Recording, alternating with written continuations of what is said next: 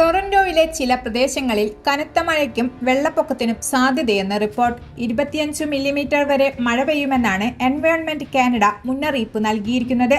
ടൊറന്റോയ്ക്കും തെക്കുപടിഞ്ഞാറൻ ഒന്റാറിയോയുടെ മിക്ക ഭാഗങ്ങളിലും എൻവയോൺമെന്റ് കാനഡയുടെ പ്രത്യേക കാലാവസ്ഥാ മുന്നറിയിപ്പ് ഇപ്പോഴും പ്രാബല്യത്തിലുണ്ട്.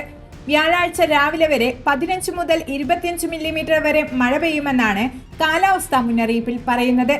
കനത്ത മഴയ്ക്കൊപ്പം കഴിഞ്ഞ മാസത്തെ മഞ്ഞുവീഴ്ചയിൽ നിലനിന്നിരുന്ന മഞ്ഞുപാളികൾ ഉരുകാൻ തുടങ്ങിയിട്ടുള്ളതിനാൽ ചില സ്ഥലങ്ങളിലും റോഡുകളിലും വെള്ളം കെട്ടി നിൽക്കാൻ സാധ്യതയുണ്ടെന്നും മുന്നറിയിപ്പിൽ പറയുന്നു.